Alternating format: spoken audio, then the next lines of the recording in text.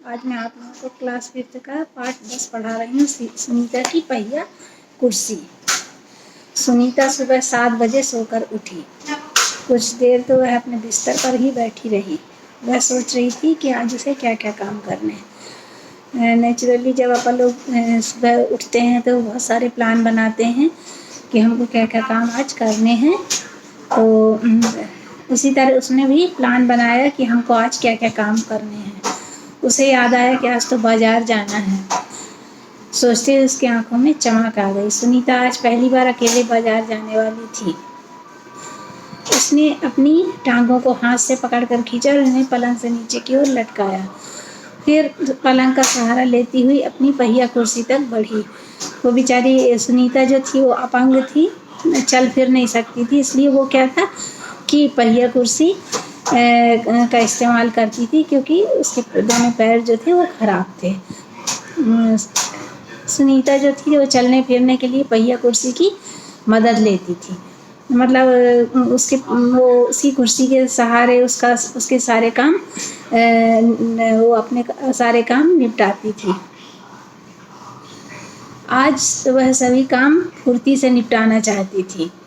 हालांकि कपड़े बदलना, जूते पहनना आदि उसके लिए कठिन काम है। मतलब जब किसी के पैर खराब रहते हैं, कुछ रहते हैं, तो उन लोगों को क्या होता है, बहुत कठिनाई होती है जूते पहनने में, अपने रोज़मर्रा के काम करने में। इसी तरह सुनीता को भी कठिनाई महसूस होती थी। पर उसने क्या, वो बहुत स्वावलंबी लड़की थी, तो क्या सोचा उसने कि रोज़ के काम करने के उसने कुछ तरीके निकाल लिए। आज 8 बजे तक नहा धोकर तैयार हो गई और क्या कि 8 बजे के अंदर वो नहा धो के आज क्या की तैयार हो गई। माँ ने मेज पर नाश्ता लगा दिया था। माँ ने क्या किया था कि मेज पर उसके नाश्ता लगा दिया था। माँ अचार की बोतल पकड़ाना, सुनीता ने कहा। सुनीता ने क्या कहा कि माँ अचार की बोतल को पकड़ा दो, मुझे अलमारी में रखी है, ले लो। माँ ने रसोई घर से जवाब दिया।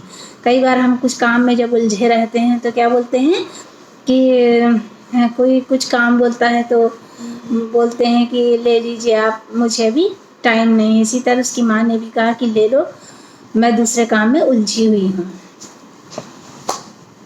सुनीता क्या कि खुद जाकर अचार ले आई। नाश्ता करते करते उसने पूछा, माँ बाजार से क्या क्या लाना है। बेचारी अपाहिज थी, उसके बाद भी उसने अपनी माँ से पूछा कि बाजार जाके मुझे क्या लाना है। 1 किलो चीनी लानी, क्या तुम अकेले संभाल लोगी। माँ ने कहा वो कि 1 किलो शक्कर लेके आना है, अकेले लेके आ जाओगी कि नहीं आ पाओगी। पक्का, सुनीता ने मुस्कुराते हुए कहा। सुनीता ने माँ से झोला और रुपए ले लिए। अपनी पहिया कुर्सी पर बैठकर वह बाजार की ओर चली गई। सुनीता को सड़क की ज़िंदगी देखने में मज़ा आता था। वो उसको जो सड़क पर वाहन वगैरह जाते थे या लोग बाग आते जाते दिखाई देते थे, उसको उसमें बहुत अच्छा लगता था, आनंद आता था। चूँकि आज छुट्टी है, इसीलिए हर जगह बच्चे खेलते हुए दिखाई दे रहे हैं। आज छुट्टी के दिन होने का कारण क्या है, बच्चे लोग जो है वह हर जगह खेलते हुए नज़र आ रहे हैं। सुनीता थोड़ी देर रुक कर उन्हें रस्सी कूदते, गेंद खेलते देखती रही। वह थोड़ी उदास हो गई, क्योंकि वो पैरों से नहीं चल फिर सकती थी, इसलिए वो दुखी हो गई कि मैं नहीं खेल पाती इन बच्चों के साथ। वह भी उन बच्चों के साथ खेलना चाह रही थी। खेल के मैदान में उसे एक लड़की दिखी, जिसकी माँ उसे वापस लेने के लिए आई थी। एक लड़की उसको नज़र आई, बच्ची, तो माँ, जिसकी माँ उसको लेने के लिए आ गई थी। दोनों एक दूसरे को देखने लगे। फिर सुनीता को एक लड़का दिखा। उस बच्चे को बहुत सारे बच्चे छोटे छोटू बुलाकर चढ़ा रहे थे। उसी बच्चे को, जो छोटा सा था बेचारा, उसकी हाइट बहुत कम थी, तो उसको लोग चढ़ा रहे थे छोटू छोटू कह के। उस लड़के का कद बाकी बच्चों से बहुत छोटा था। जिस उम्र के जो बच्चे होने चाहिए उस अनुसार उसका कद नहीं था, वो बहुत ही छोटा सा था। सुनीता को यह सब बिल्कुल अच्छा नहीं लगा। उसको अच्छा नहीं लगा कि वो किसी के बारे में कुछ ऐसा सुने, तो उसको पसंद नहीं आया। रास्ते में कई लोग सुनीता को देखकर मुस्कुराए। बहुत से लोग आते जाते लोग उसको, बेचारी को पहिया कुर्सी में बैठी थी इसलिए लोग बाग क्या किए, उसको देखकर मुस्कुरा दिए, जबकि वह उन्हें जानती तक नहीं थी। पहले तो वह मन ही मन खुश हुई, परंतु फिर सोचने लगी ये सब लोग मेरी तरफ भला इस तरह क्यों देख रहे हैं कि जब कोई ऐसा इंसान नज़र में आ जाता है तो लोग वह क्या है उसकी हंसी उड़ाते हैं, उसको उसका मजाक बनाकर देखने लगते हैं, जो कि बिल्कुल गलत है, अनुचित है। खेल के मैदान वाली छोटी लड़की सुनीता को दोबारा कपड़ों की दुकान के सामने खड़ी मिली। खेल के मैदान में जो छोटी सी लड़की को सुनीता देखी थी वो क्या की कि कपड़े की दुकान के सामने फिर से मिली। उसकी माँ कुछ कपड़े देख रही थी उसके लिए। तुम्हारे पास ये अजीब सी चीज़ क्या है, उस लड़की ने सुनीता से पूछा। अब वो भी बच्ची थी तो उसने भी सुनीता से पूछ लिया, दूसरी लड़की से, कि ये तुम्हारे पास ये अजीब सी चीज़ जिस पर तुम बैठी हुई हो वो क्या चीज़ है। यह तो बस एक सुनीता जवाब देने वाली थी। सुनीता जो थी वह कहने वाली थी, पर उस लड़की की माँ ने गुस्से में आकर लड़की को सुनीता से दूर हटा दिया। मतलब उसको ऐसा लगा उसकी माँ को कि वो ऐसा पूछ देगी या वो कुछ बोल देगी तो उसको अच्छा नहीं लगेगा। इस तरह का सवाल नहीं पूछना चाहिए फरीदा। उसकी माँ ने उसको समझाया कि इस तरह के सवाल इस तरह के इंसान से हमें नहीं करना चाहिए, अच्छा नहीं लगता। माँ ने कहा, मैं दूसरे बच्चों से अलग नहीं हूँ, सुनीता ने दुखी होकर कहा। सुनीता क्या सोचती थी कि मतलब मेरी इस तरह की हालत देख के लोग मेरे ऊपर हंसते हैं, तो उसने क्या कहा कि मैं दूसरे बच्चों से अलग नहीं हूँ। और उसे फरीदा की माँ का व्यवहार समझ में नहीं आया। फरीदा की माँ ने जो बच्ची के साथ व्यवहार किया वो उसको समझ में नहीं आया कि उसने ऐसा क्यों बोला। अंत में क्या होता है, सुनीता बाजार पहुंच गई। दुकान में घुसने के लिए उसे सीढ़ियों पर चढ़ना था। उसके लिए यह बहुत मुश्किल काम था।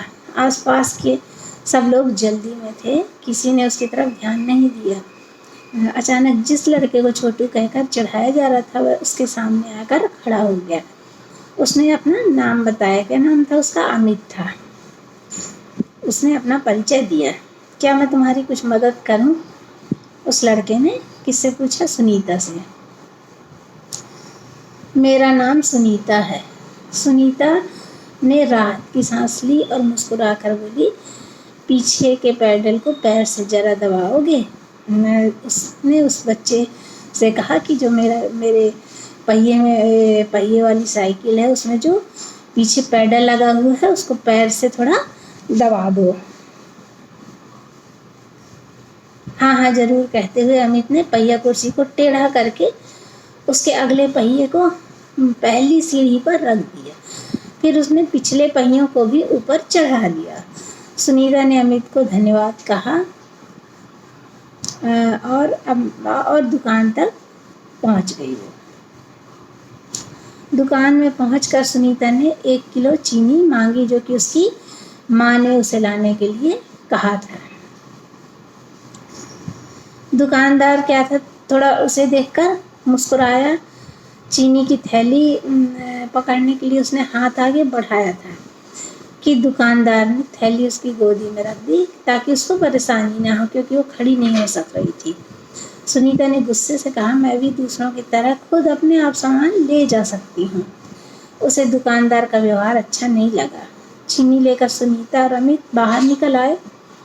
लोग मेरे साथ ऐसा व्यवहार क्यों करते हैं, जैसे कि मैं कोई अजीबोगरीब लड़की हूँ, सुनीता ने कहा। इस तरह के बच्चों के साथ या लोगों के साथ लोगों की स्वाभाविक सिंपैथी, क्या कहना चाहिए, सहानुभूति आ ही जाती है कि कोई अपाहिज है या किसी तरह के कोई उसमें है तो लोग बाग उससे सहानुभूति रखते हैं। शायद तुम्हारी पहिया कुर्सी के कारण ही ऐसा व्यवहार करते हैं, अमित ने कहा। मैं पैरों से चल ही नहीं सकती। सुनीता ने कहा कि मैं पैरों से नहीं चल सकती हूँ। इस पहिया कुर्सी के पहियों को घुमाकर ही मैं चल फिर पाती हूँ, लेकिन फिर भी मैं दूसरे बच्चों से अलग नहीं हूँ। मैं वे सारे काम कर सकती हूँ जो दूसरे बच्चे भी कर सकते हैं, सुनीता ने कहा। अमित ने अपना सिर ना में हिलाया और कहा, मैं भी वे सारे काम कर सकता हूँ जो दूसरे बच्चे कर सकते हैं, पर मैं दूसरे बच्चों से अलग हूँ, इसी तरह तुम भी अलग हो।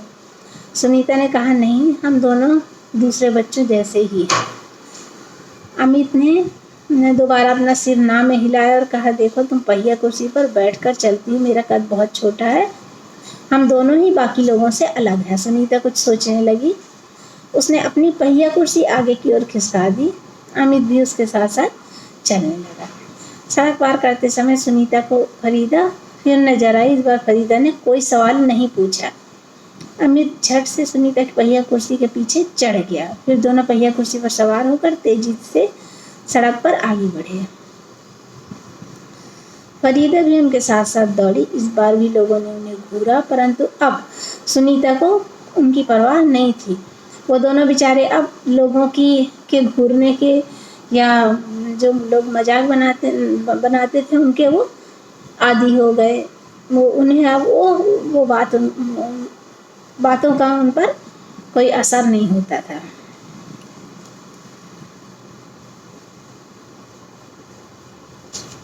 अब इस कहानी में क्या है, ये है कि जो इस तरह के लोग रहते हैं दुनिया में, जिनके पैर हाथ नहीं रहते या जो किसी अपंगता के शिकार होते हैं, उन पर हमें नहीं हंसना चाहिए कभी। इस कहानी से हमें यही सीख मिलती है।